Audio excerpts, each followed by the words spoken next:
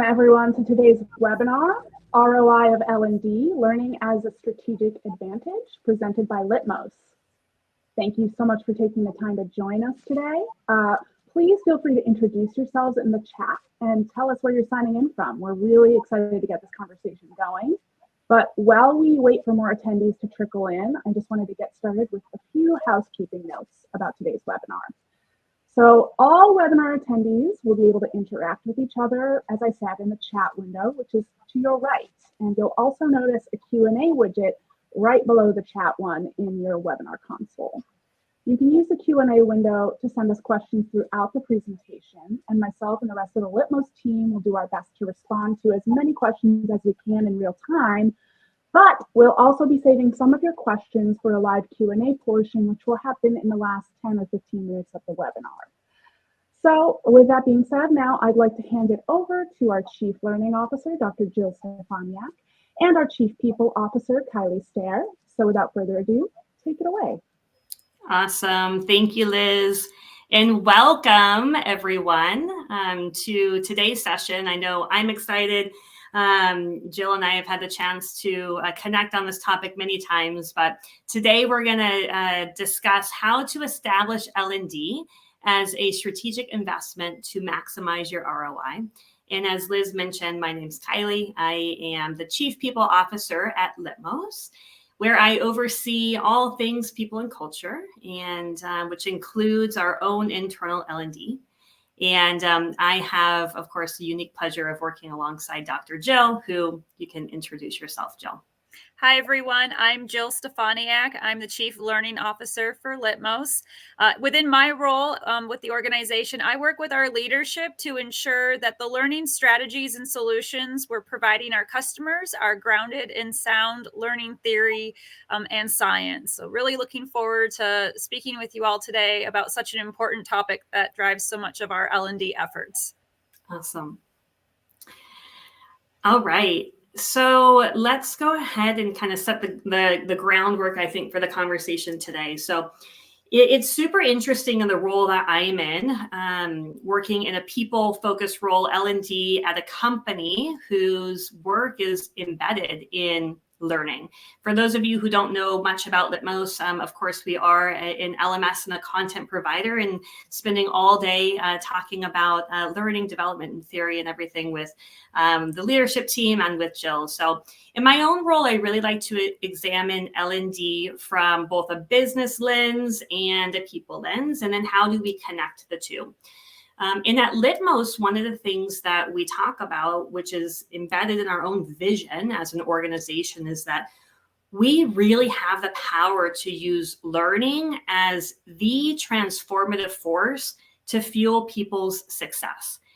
And it's pretty awesome to think about, and important to think about as we're building our strategies around people and learning.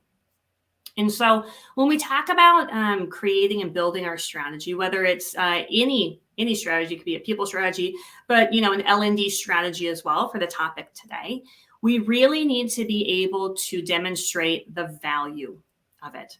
We are always asking people to, in any strategy, to take time out of their day-to-day activities, time that can be in these L&D roles and people roles, time that could be asking people to take away from customers, from prospects, time away from developing a new product or enhancing a product feature. And so really establishing the value of why should managers and employees care about spending time on training, enablement, development. So Jill is going to take us through a little bit of how we dive into moving from theory to actionable strategies to improve on our L&D program. And I am going to switch the slide and hope it goes for everyone, for Jill to walk us through the agenda. Thank you, Kyile. So what we're hoping to be able to talk a little bit about today is how we can leverage the right evaluation strategies to make the most out of our training efforts. how we can build the connection between learning outcomes and ROI and developing metrics that matter. So really talking about having some of those hard conversations about what metrics do we have access to, which ones are easier to get than others, and trying to strategize that 30,000 foot view of how we can leverage, as Kylie said earlier, L&D as an asset to our overall strategic planning and organizational success. Now, before we get started, we do have a poll for everyone. If we can bring that up, just out of curiosity with the group that's here today, to what extent are you satisfied with the metrics you're collecting for L&D?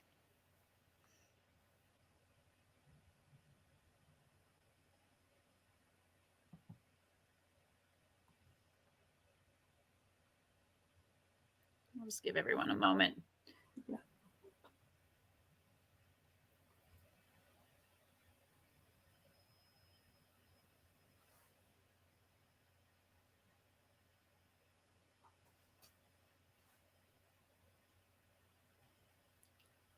All right. I'm not sure if what you're seeing on your screen. There we go.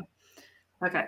Okay, so we have on here 1% is very satisfied, 11% satisfied.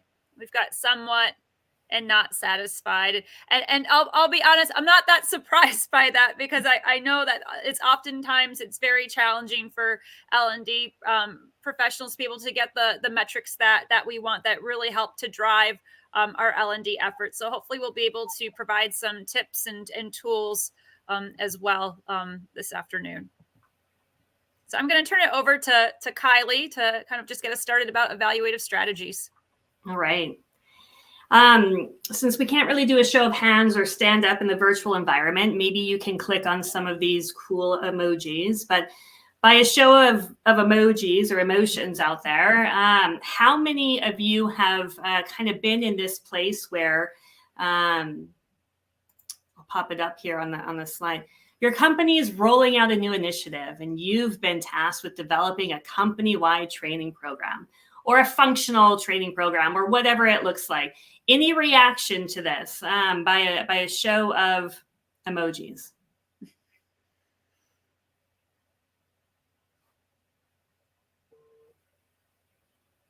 A couple. Fabulous. See them coming in. It's kind of fun to see which one people are actually clicking. Very cool. All right. So I think a lot of us find ourselves in many different roles in firefighting mode, and it's really easy to jump in and help.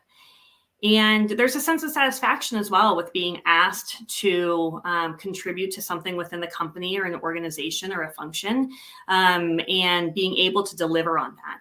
But before we do, it's really important that we pause for a minute. There are a number of questions that we really should be asking before we're dedicating our own time in our own resources to building a program or a training initiative, and before we're asking other people to contribute their time and resources to that. We really have an obligation in these roles to develop a program or a training that makes an impact. And that's where Jill, I think, is going to walk us through some of those steps on where and how we should get started. Thank you. So I realize that our conversation today is to really look at our evaluative efforts and how we can work towards ensuring return on investment for our overall organizational success, particularly with our L&D efforts. But it's really important that anytime we're talking about evaluation, I also think it's really important to be talking about needs assessment. Because if we look at the instructional design process, anytime we're engaged in training and development, it's really important that we're looking at that front end analysis, the needs assessment that goes on in the beginning. And then we're also thinking about evaluation. When we look at that entire process, the needs assessment and evaluation really serve as bookends and really help to establish that infrastructure driving what it is that we're designing and implementing with our learners and with our employees.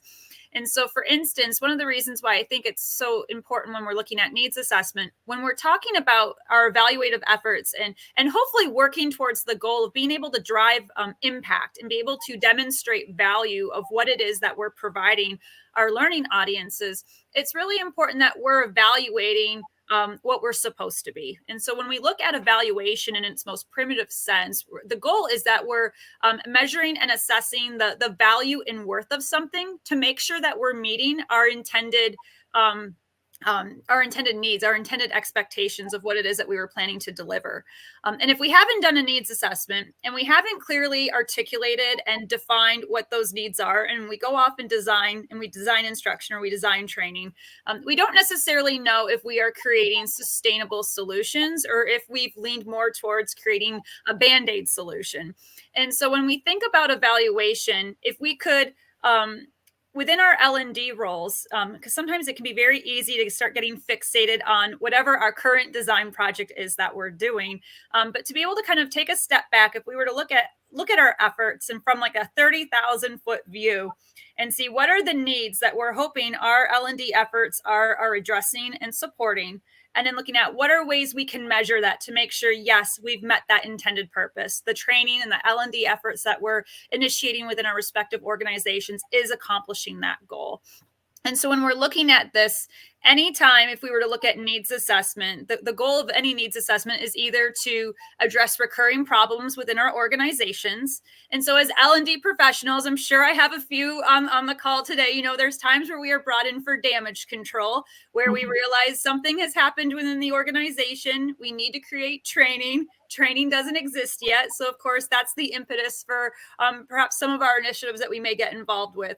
There's other times where it might just be quality improvement. We could have programs going on. Things are good. We're just updating things. Maybe we're just updating modules to industry standards, making sure if any legal standards or legal requirements have changed, we're doing some of those updates. And then the third category is where we're also oftentimes being brought in for projects to identify opportunities for growth and expansion. This could be developing new programs, offering new services to our employees, to our customers. And so there's a lot of different reasons of why needs assessment may be brought in. And the same goes for evaluation. So when we're looking at this, we really want to make sure what are the needs associated with our L&D efforts and how might we be able to go and evaluate those to make sure we're successful. And so when we talk about needs assessment, as we're seeing the L&D professionals that we have on this call today, you also know that sometimes it's really hard to be able to advocate and be given the time to do a full-blown needs assessment where we'd be able to have that time to really immerse ourselves in the environment, really understand the unique nuances of the organization or contextual factors that may be influencing the projects that we're engaged in. And so one of the things that we can do is try to scale our needs assessment efforts. So if we haven't been allocated an extensive time or budget or resources to be able to spend a lot of time concentrating on needs assessment as an isolated event, there are ways that we can scale these efforts. And I think the same goes with evaluation too.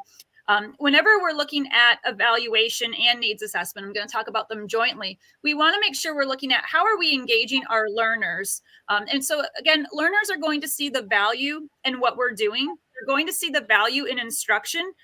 If they see value in it, where it's useful to them, they're going to stay engaged if they see the utility of it. If, I'm sure everybody here in this room, I've yet to meet someone who has ever told me that this has never happened, but I'm sure we've all been in situations where we've participated in training efforts and we've sat there saying, I'm never going to be able to use any of this when I go back to my desk at work.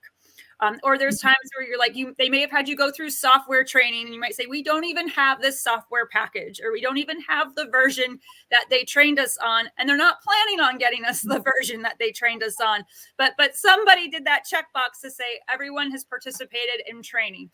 And so those are challenges where certainly the perceptions of utility of what we've participated in are going to be extremely low. Lastly, our learners are oftentimes engaged when they see the relevance. So when we're able to go into training and we see whether it's complex or difficult, if we see that there is an opportunity for us to be able to use those skills and apply that newly acquired knowledge on our jobs and be able to do that relatively soon, we're more apt to be engaged. And so these are the things that we want to make sure we're capturing. So when we look at the different types of metrics we have access to, we want to start structuring some of those metrics around these three things to say, as we're arguing and advocating for L&D within our organizations, and we want to show that we're making meaningful impact within our organizations, we want to be able to gather metrics that can speak to value, utility, and relevance in terms of how our training is being designed. Oh, I skipped too far ahead. So some of the questions that you might want to ask to help scale your needs assessment efforts to really help kind of guide your discussions with identifying what are appropriate metrics is really trying to understand what are your learners' perceptions of utility regarding training. What do they value? What is needed? How relevant is your learners' training to daily job responsibilities? And what mechanisms are in place to support learners after training? Now, the focus of our talk and the title of our talk are talking about how we can leverage L&D as a strategic investment. And so that goes beyond just having employees or having learners complete a few learning modules and checking that box. We really want to see this, that you have organizations that are embracing the idea of a learning organization to support performance improvement. And so when we look at this, when we're looking at the types of questions we might ask at that needs assessment phase, and then again revisit at the evaluation phase, it's really important that we have the right people helping us identify what those needs are and helping us identify appropriate metrics. And when we talk about having the right people involved in these early discussions, we want people who know about the issues, who care about the issues, and people who can make the changes happen. And so it's very easy to find people within our organization that will know when a problem's going on. It's very easy to find people that might complain about it with us. Maybe we can commiserate and say, yes, we care about the issue. But sometimes it's really hard to be able to find people that are in the position to be able to help facilitate the necessary changes. And so it's really important when we're looking at leadership and we're looking at how we can leverage L&D as that strategic investment, that we're being very intentional with who we're engaging in conversations with for our strategic planning related to the programs and initiatives we're planning on offering. And so I'm going to turn it back over to Kyile, and then we'll come back to metrics in a little bit. Awesome. Thank you for walking us through that, Jill. Every time we do, I feel like I learned something new going through that process. Okay, so learning outcomes and ROI. Now, if I've ever met any of you who are out there, you'll probably know that I really love data. And I normally work with the teams on finding data points to support why we're taking certain action on certain initiatives in the organization. So I will share some of them with you today, and we can walk through. So how are we bridging the gap between business goals and learning goals? And a little bit of data around this. So LinkedIn Learning Workplace, the 2023 Learning Report, has stated that the number one priority for L&D is mapping learning programs to business goals. That's really great to hear, really great to see as well. In a Brandon Hall strategy, Connecting Strategy and Reality survey says that 78% of L&D professionals report their learning org is aligned or very aligned, supporting the needs of the business.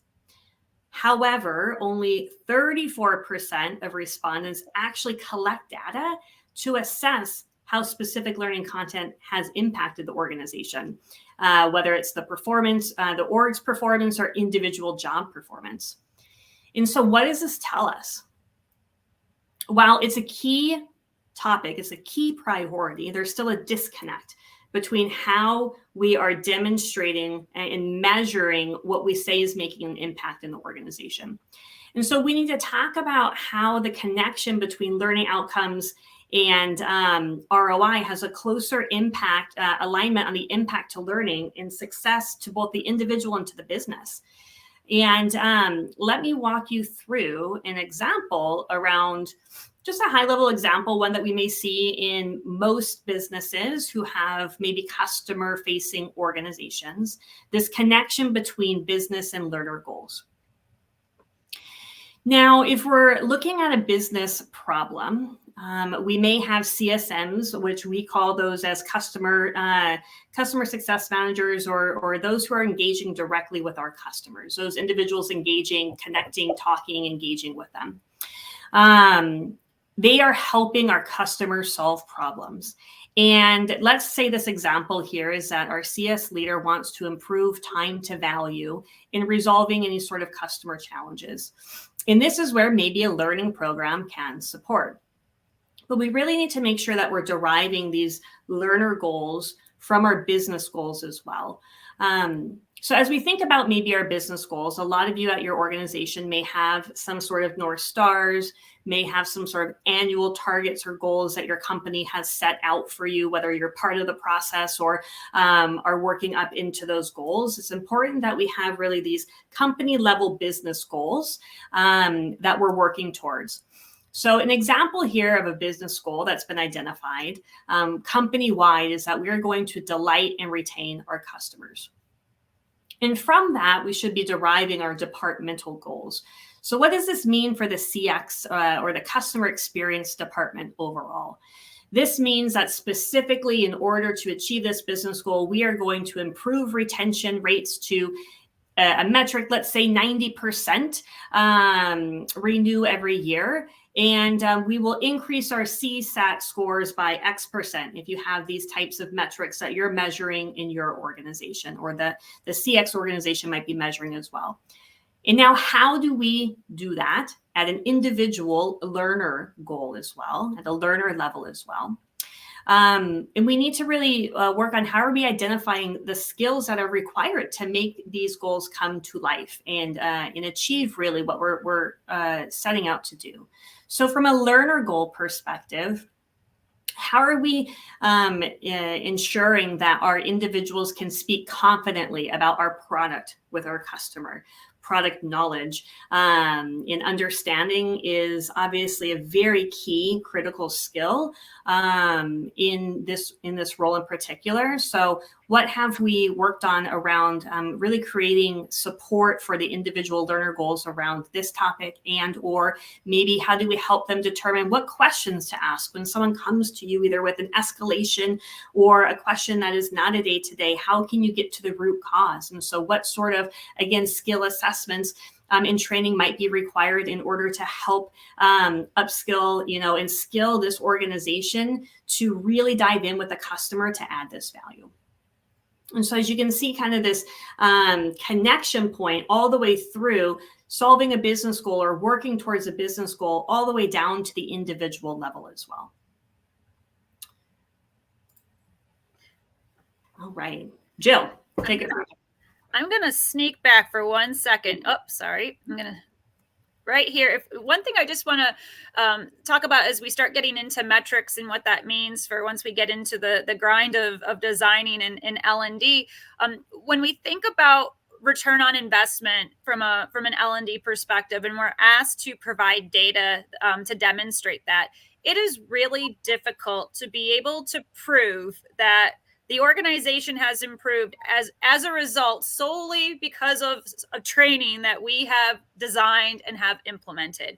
Oftentimes, there's a lot of different factors contributing to that ROI. And so one of the things that I would just like to kind of echo what Kylie said and to reiterate is that it's really important if we can start looking at that 30,000 foot view. How is learning woven into all of our goals so that when we look at so that these business goals, department goals, and learner goals don't look like they're operating in silos and that they're mutually exclusive. We want to see that there is that connection and there is that flow. And I think when we start talking about what some of the ideal metrics are, that in an ideal world, we could wave our magic wands and our organizations would let us gather the information that we want, or they'd give us the information that we need to be able to make our case.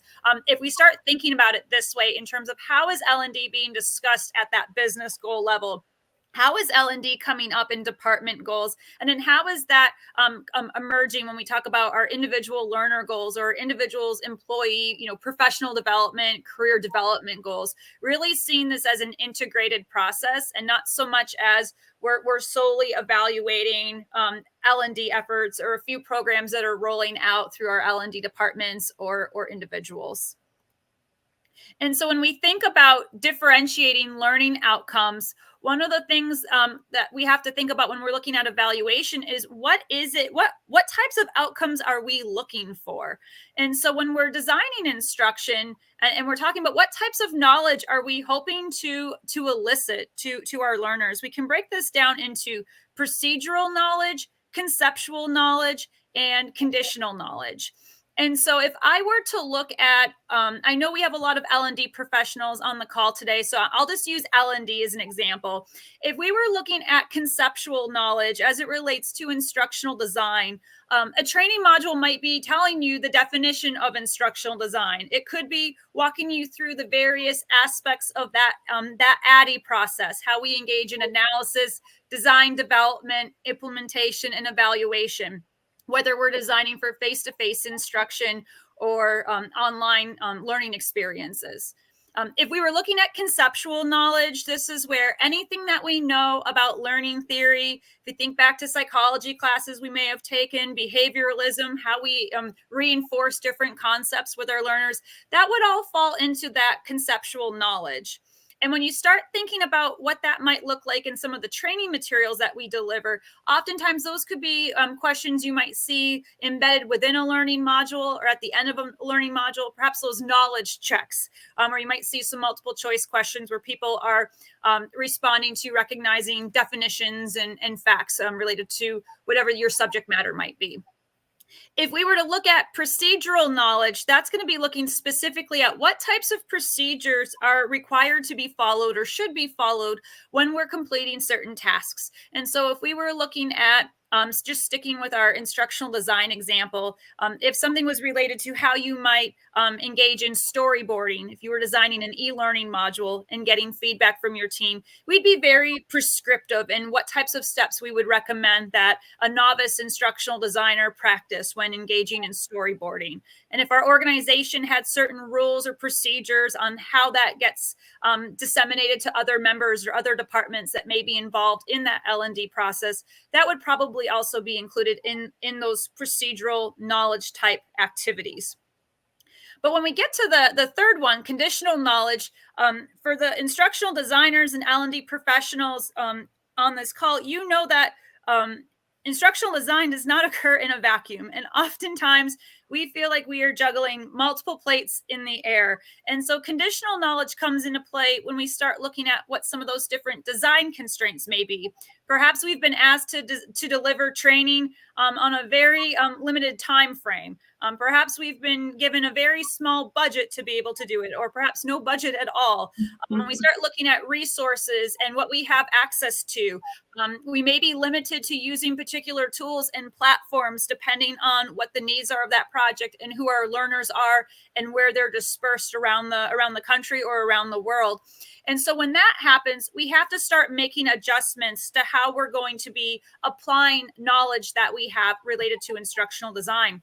And so this is where we're looking at that conditional knowledge, when different contextual factors can influence and change how we might approach a situation. And so if we were to look at any subject matter, we can look beyond instructional design, any subject matter that you might be delivering instruction for, or you might be responsible for designing instruction for. Ideally, for somebody to be able to see that it's relevant and value it, and to have that perception of utility, that they're going to be able to use that information on their jobs.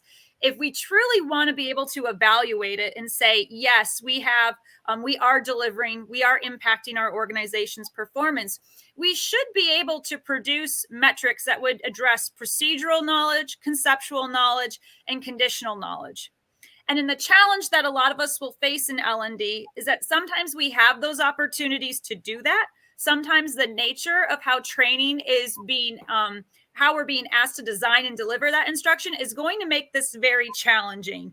And so again, going back to that previous slide where we talk about how do we integrate learning goals, into those department goals, and into those organizational goals and that broader view, it's really starting to think about what types of metrics do we have? How would we know if a learner thought that it was relevant? How would we know that we're driving impact with performance? And so as we go through these next couple of metrics, we're going to talk about different things that you might want to have conversations about with your respective leadership teams, perhaps after this call, or as you start thinking about how you're evaluating your L&D efforts.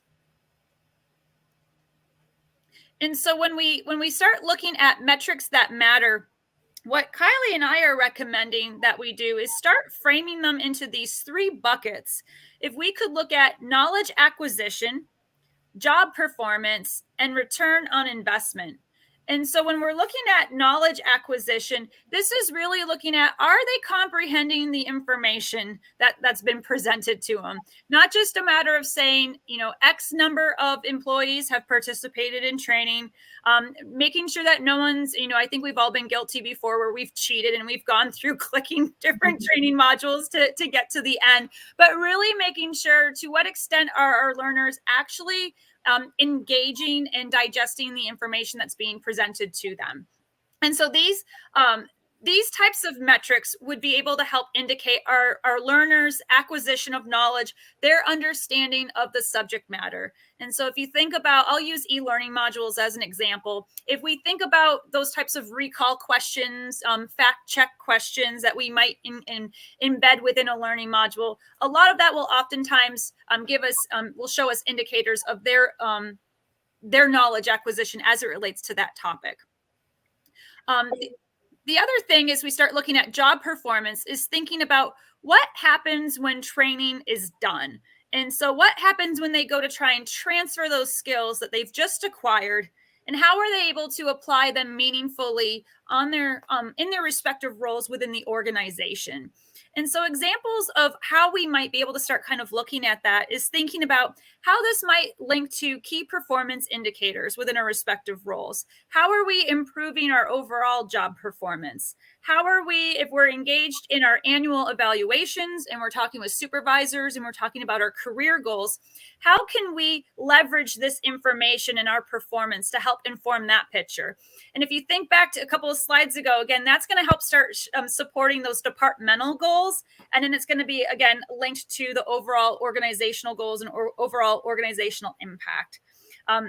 And so when we start thinking about job performance, this definitely takes on a more holistic view of L&D being integrated into that overall organizational strategic planning process.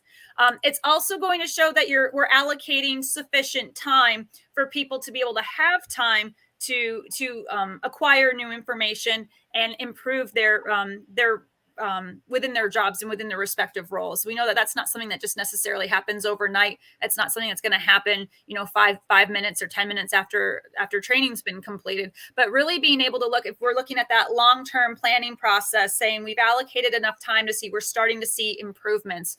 We're seeing where we're addressing efficiency and effectiveness within our organization. And then lastly, here we have return on investment kind of as a third category. And this is where we're going to start kind of weaving in L&D efforts with other metrics within our organization. And so other ways that we could show that training would be supporting overall organizational performance improvement would be measuring cost effectiveness. So have we seen, are we saving time? Are we demonstrating more efficient and effective processes within our roles? Perhaps there's fewer errors going on. Perhaps we've increased our response times to our customers or to our employees, depending on what services we're providing within our organization. We might be able to start looking at retention rates. How are we retaining our employees long-term within our organization and overall employee success? And then hopefully this will show too, being able to start pulling and looking at how is L&D supporting those very large and broad strategic planning goals that we have set for us at that larger organizational level? And so if we start taking that more integrated view of where L&D fits within all of this and taking a more integrated view of evaluation, this is where hopefully these are some of the different goals and metrics that we can be working towards. And so just some of the different example metrics that we have here, when we're looking at the knowledge acquisition, looking at things such as pre and post assessments. They're things that we can be giving our learners, our employees as they're engaging in training. Embedding knowledge checks, just checking in either during training, at the end of training. And then, of course, looking at those training completion rates. One of the things we want to be careful of in L&D is that we're not just reporting on what we would call vanity metrics, saying X number of employees have gone through training, or X number of employees have spent this much time on the training module, or that they've completed this. Those metrics aren't going away. We're still going to be asked to report on them, but also looking at what else can we do to really paint that picture and really tell the story that learning's being engaged.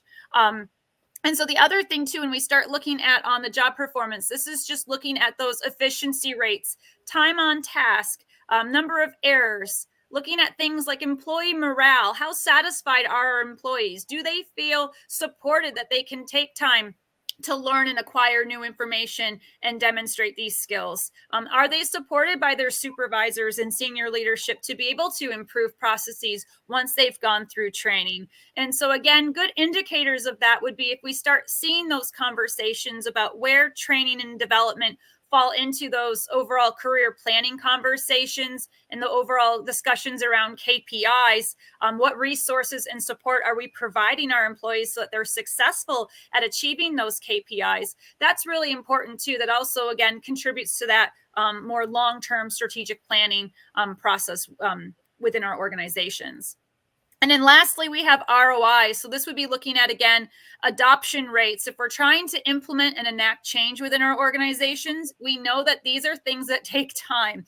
And so again, if we're having some very big initiatives going on where it's going to be a bit of a culture shock for some individuals within our organization, we have to allow for time for those growing pains to take place and to be able to work through and be able to remedy certain processes as we're making those changes. And so looking at adoption rates, how long does it take to get everyone on board working towards those new goals? What are our employee retention rates? How is L&D being talked about, if at all, within the larger organizational goals and strategic planning? In an ideal world, if we're really trying to promote the idea that our organization is a learning organization, L&D should be mentioned in those larger strategic planning goals so that we can then see how everything is integrated and aligned within the respective layers and departments within our organizations. Thank you, Jill. Oh, a poll, right? Sorry, we have a poll. Yes, we do. Yeah. Let's go back to that poll.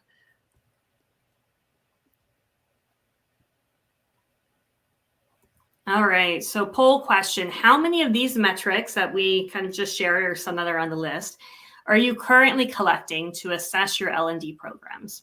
Hopefully you can check all that apply.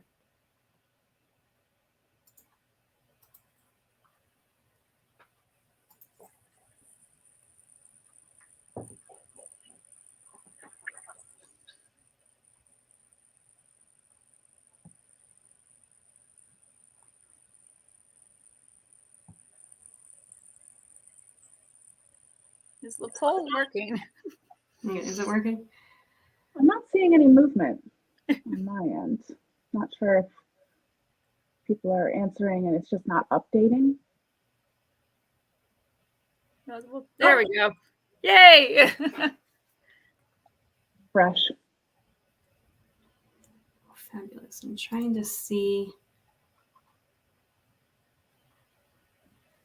Yeah, this is good. So I'm excited to see that we are starting to see more of those intentional conversations going on about embedding L&D questions into that overall, those employee satisfaction, employee engagement surveys.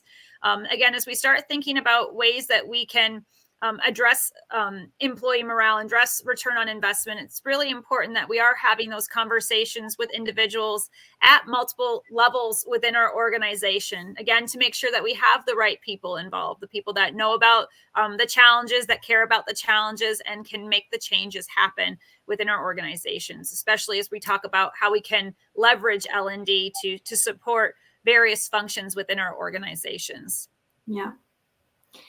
And these are just, again, Jill and through mine and Jill's discussions, examples, that we discuss.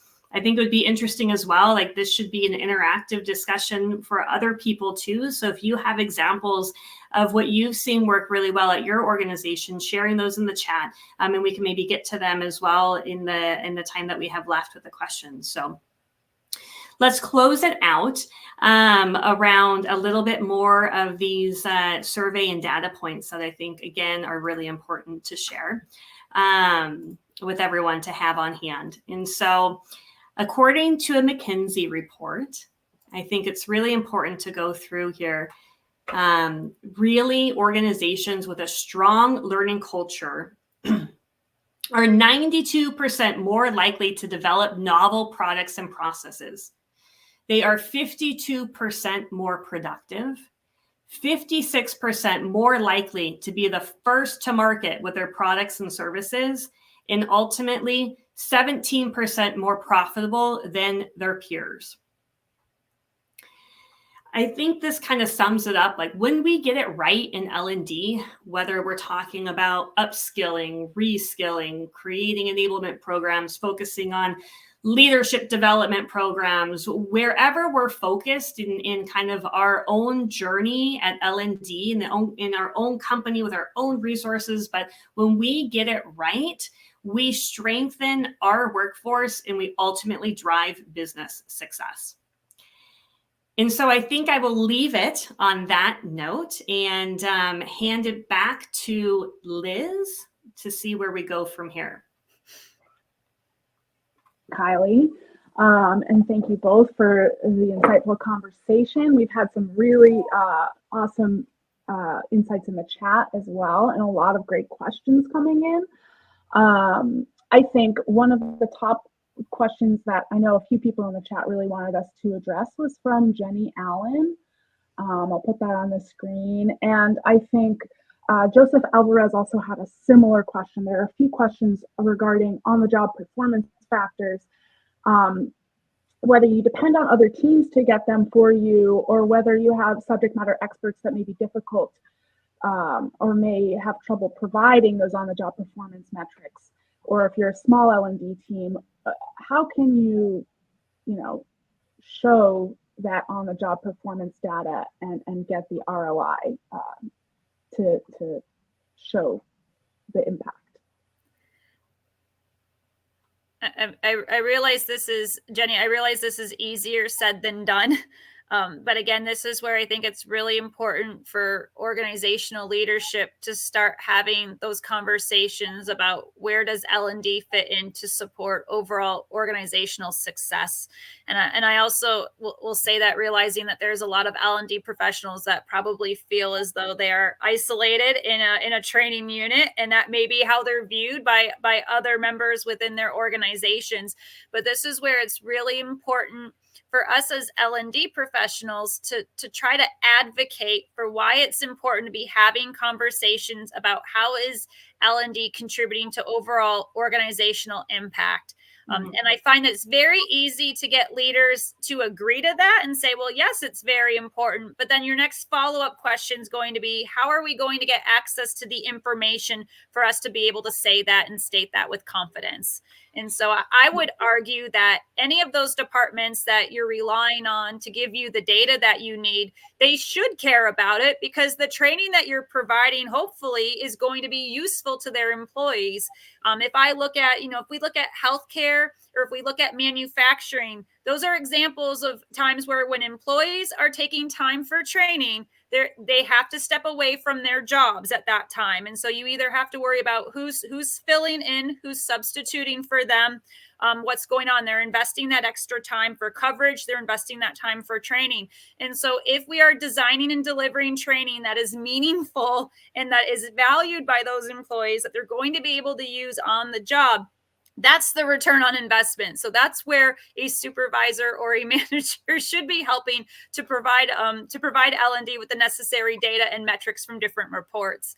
But again, I think it's having some of those conversations, and probably not just once, but having some of those reminders with individuals about how all of this is contributing to the overall strategic plan. I think to add there as well, from what I've seen in my experience, and I think maybe Jenny, your question is a little bit more detailed in the chat or the Q&A side as well around HR or sales. So a couple of things. It is so important, I think, to demonstrate and to work with the leadership team to share that we're not asking for the data for the sake of trying to expose something, right? We're asking for the data to help drive them to be more successful. So when you think about sales data in sales training, the time to get a sales individual up to speed and or to be successful in their role in the type of sales enablement training or programs that we've created directly impacts the top line of our revenue, right? We are driving revenue. You have successful individuals in these roles. We are getting money in the door, and we want to continue to help that team be successful and continue to support either behavioral changes or methodologies or whatever is required to help them be successful and help the company be successful. When you talk about HR not eager to share results of employee satisfaction surveys, again, it's not because we're trying to call someone out on a metric here around, well, maybe they report results, and that is a starting point. But how can we help drive that forward in our roles to be able to use this data to demonstrate we have an opportunity, a place where we can contribute and help. Let us help you. And here are some things that we would really like to help to measure, to check on employee satisfaction. Do you have the resources required in your role? These are really things that are meant to help drive the business forward. And that's the lens we should be coming at, right? I'm not here to try and, be like, oh, you don't manage your team, or, the scores are something that you don't really want to share with people because maybe it's not so great. Let me help you help the business, and let me see where we can embed those metrics to help drive it further, that we're making an impact with you to make an impact on your team. So again, I think it's just from my experience coming at it from how can I help you? I want to help. I want to help drive business success. And here are some things that I would require some access to be able to drive it forward with you. Again, as Jill says, sometimes easier said than done, depending on the leader in the organization. But at the same time, coming at it from like I want to help. I would like to drive it forward. And here's like what we can see with working with the customer. If we can get them again, skilled in those roles, that directly relates to renewals, that directly relates to retention of our customer accounts, right? Of revenue. Like you are driving, ultimately, are partnering with people to drive a business impact. Okay. Yeah, thank you for that. I'm really glad we got to dig into that question because there were a few different sort of points of discussion there, and the chat has been really great as well in sort of dissecting this question. I did want to move on to a couple of other ones as well. I think one simple one is, what is a CSAT score? I don't know that acronym. Yeah, we're asking our customers how satisfied. Yep. And so, these are generally metrics that you see out of a customer organization or that a company will measure from a business metric perspective to have a really strong pulse on their customer organization. Great. That was a softball. Let's see. Oh, here's one from Matt. Can you share your thoughts on defining timelines for measurement? What kind of delay should we expect between knowledge acquisition and KPI impacts? So, Matt, I'll give you the instructional design answer, which is it all depends. Mm-hmm. It would depend on what those changes are that we're trying to enact. So if it's something that's related to health and safety, oftentimes those changes need to be done immediately. It depends on the severity of those changes that we're making. We have to start factoring in what are the implications if we're implementing a new change to process. Does it interfere or alter how we're approaching other other aspects, other jobs and tasks on the job within the organization. Sometimes we can make personal changes and no one would even notice except for ourselves. And so those ones would be easy to do. But when we're looking at those larger goals, typically when we do evaluations, if you wanted to look at confirmative evaluations to really be able to say we are applying what we're learning and we've seen change, a lot of the research will say that can happen anywhere from 6 months to a year. And so when you think about those annual evaluations you may have where you're updating KPIs, or you might be identifying some new KPIs, being able to identify them, have conversations, recognizing that you're taking into account, do you have the resources and mechanisms in place for you to actually be able to work towards meeting those KPIs? And then again, giving that time depending on if training is needed. So again, I definitely would say if you're looking at some of those major changes going on, kind of allocating that 6 months to a year to be able to measure that sufficiently to say we've seen changes and we've seen improvements. But again, if it's something if it's a simple change or a subtle change, sometimes we can see that happening much quicker.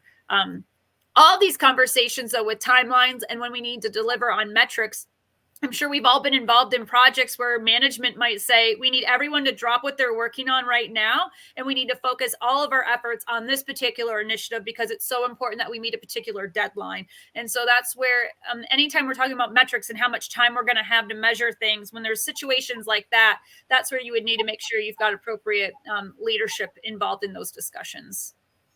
And I think as well, this comes back a little bit for me to, it's not a one and done. Like I think we know that in e-learning, we took an e-learning and someone checked the box and that, that's not the full program. And so having these like follow-up, and Jill and I have talked a little bit about some of these as well, having these, follow-up formats of people to come back together in little groups and follow back up on whatever topic we're trying to learn about. And so some of these programs, if you think about leadership development and other sorts of things going on out there,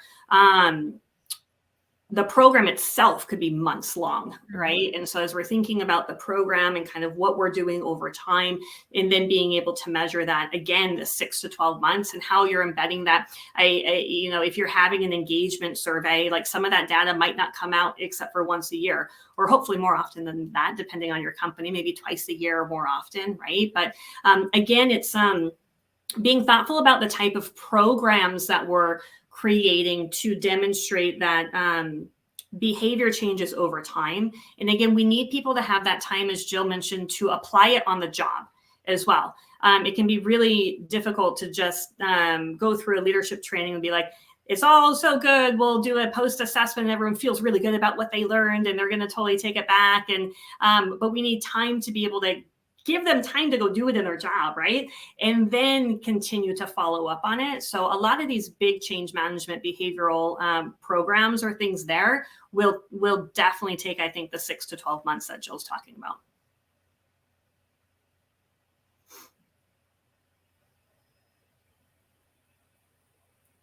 Other questions, Liz, that you're seeing?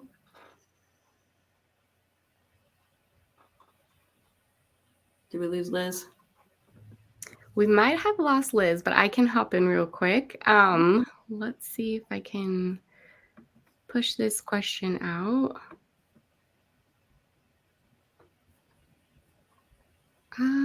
We have a question. Oh, it did not get pushed out. Give me one sec.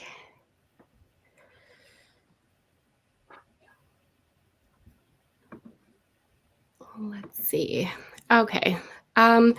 Departments at my company are quite soiled. Any recommendations for generating company-wide goals when departmental goals are so varied? Yeah, it probably depends on the size of your organization as well. Whether you're at, how many people and how many different departments do you have? It can be, it can turn into very silent. And that's where I think the people roles and the L&D roles can really play in helping to break down these silos for one. One of our things that we talk about at Litmos that we drive out of our organization, talent management, is organizing the company-wide goal setting process. You look at this in like an OKR method or something as well. And, this team is really, our team is really responsible for driving the company-wide, and then how we derive departmental goals and then individual goals from that. It can be helpful in an organization. Again, it depends on your size and your complexity. If there is someone who's taking that initiative upon themselves to drive that process, because it's not easy to get everyone's buy-in, to move everyone on the same pace, to make sure, it's not June and we're now setting our company-wide goals for the year. It has to be a process that generally starts at the end of every year to go into the beginning of the next year. And what your role can be in driving some of that as well. Is, I think, important to consider if you can have any sort of connect into your leadership team, whether it's the functional leader that maybe you even work with or work a lot for, and influencing them, and how we continue to drive up to overall initiatives of the organization. A lot of that, again, starts, like the company-wide ones are generally created by like the executive leadership team, but they I've seen in my experience need a lot of help in being able to focus time and energy on that to get it done.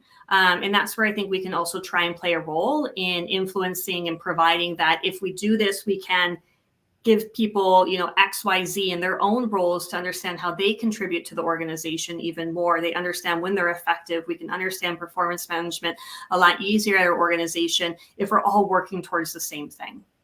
I'm not sure that really answers the question, because again, I think it depends on the dynamics of your organization, but just a few thoughts from my side. Perfect. Got another one here. Let's see.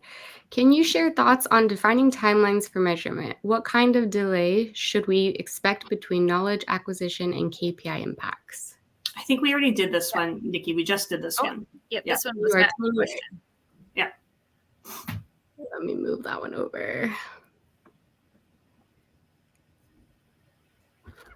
Alrighty. How do we get a project team to measure user adoption post go live as a KPI when they may have underinvested in learning during the project implementation and might reflect poorly on them?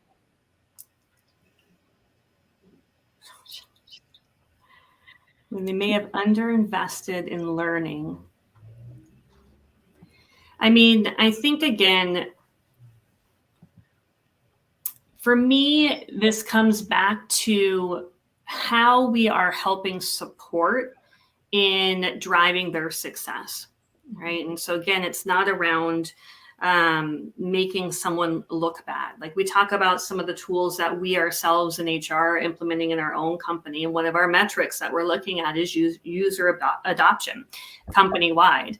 In sharing on, we've actually written this into our own people goals that we're going to measure by H1 and by the end of H2. But we'll be sharing the user adoption rates at our company all hands. And again, it's not because we're trying to call anyone out on anything. And granted, I own that system, and so it's on myself to do that. I'm not influencing someone else to track it and to support it. But that transparency is really important, because the last thing you want is to spend money on some sort of tech or program or something, and you do not use it, and you just wasted a ton of money. Right. And you're sitting here like, I want to buy this. I want to do this. I want to implement this. The leadership team builds a business case and we roll out. We're like, this is going to be so great. And then no one uses it.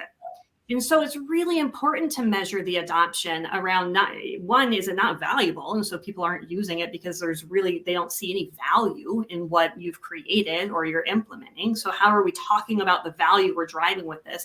Then how are we tracking the adoption? Because your leadership team generally may not support the fact that you have something that no one is using, And so it's really important that we are tracking that and demonstrating again why we're doing it, because maybe it was a bad move and we take that money and we invest it somewhere else in the organization, but really needing to demonstrate again why we spent money on something is normally pretty important to a leadership team.